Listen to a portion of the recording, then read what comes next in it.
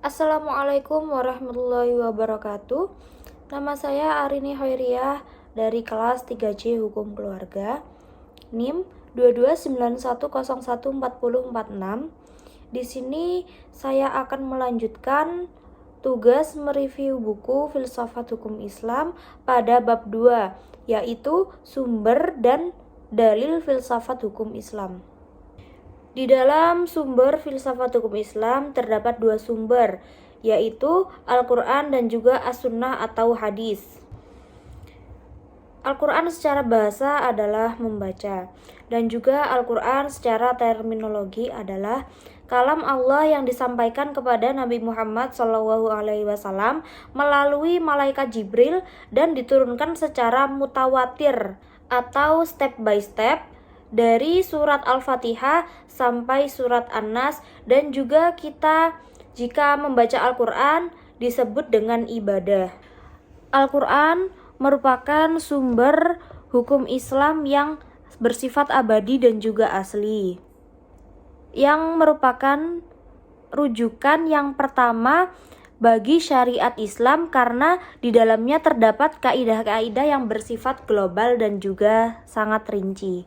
Al-Quran sebagai sumber yang pertama hukum Islam telah menyebutkan dasar-dasar hukum Islam seperti menegaskan bahwasannya manusia diharuskan untuk menepati janji dan juga menegaskan bahwa halalnya jual beli dan juga haramnya perbuatan riba.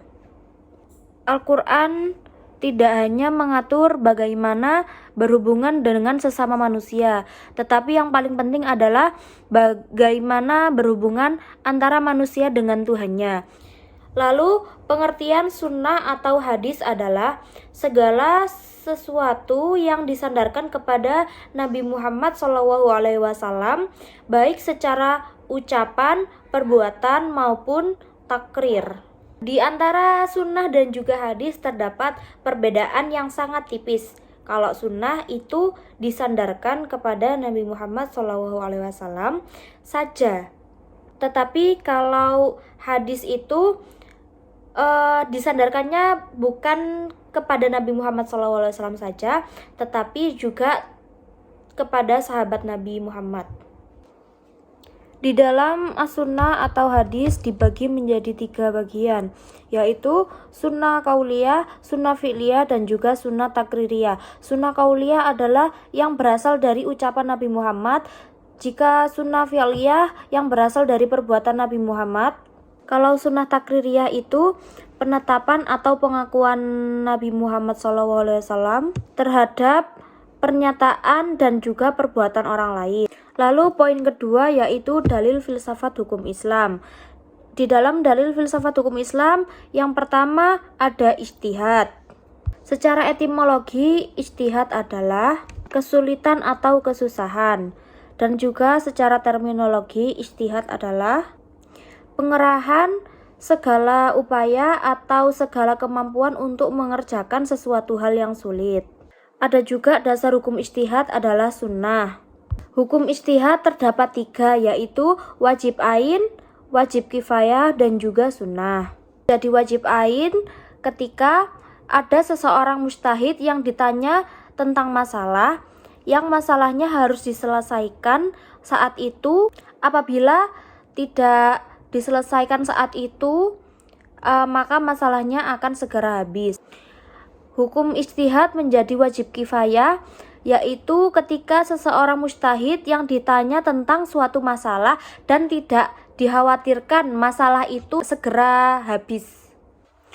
Dan juga hukum ijtihad bisa menjadi sunnah ketika terdapat masalah yang belum tentu terjadi. Selain ijtihad, yang kedua ada juga yang namanya ijma'. Ijma' secara bahasa adalah sepakat, sedangkan secara istilah adalah pendapat para ulama dalam memberi hukum setelah wafatnya Nabi Muhammad SAW. Ada juga syarat-syarat ijma', yaitu yang pertama harus ada mujtahid lebih dari 1. Yang kedua harus ada kesepakatan terhadap hukum syar'i. Yang ketiga, adanya kesepakatan di antara semua mujtahid yang menjadi peserta ijma. Yang keempat, kesepakatan itu muncul dari para ulama mujtahid yang adil baik agamanya maupun perilakunya dan tidak ahli bid'ah. Tingkatan ijma ada dua, yaitu ijma shori dan juga ijma sukuti. Lalu setelah ijma terdapat juga istilah qiyas. Qiyas adalah sebuah hukum yang analogis terhadap suatu hukum yang disebab adanya persamaan prinsip illah, maka akan melahirkan hukum yang sama juga. Lalu terdapat juga rukun qiyas. Rukun qiyas diantaranya adalah sebagai berikut. Yang pertama, aslun, yang kedua, far'un, dan yang ketiga, illah. Aslun adalah sebuah hukum pokok yang diambil dari persamaan atau sesuatu yang sudah ada nas hukumnya. Syarat-syarat sah aslun adalah sebagai berikut. Yang pertama, hukum yang dipindahkan pada cabang masih ada di dalam pokok. Yang kedua, hukum yang ada di dalam pokok haruslah berupa hukum syarok. Lalu far'un adalah hukum cabang yang dipersamakan. Syarat-syarat far'un adalah sebagai berikut. Hukum cabang tidak lebih dari adanya hukum pokok lain.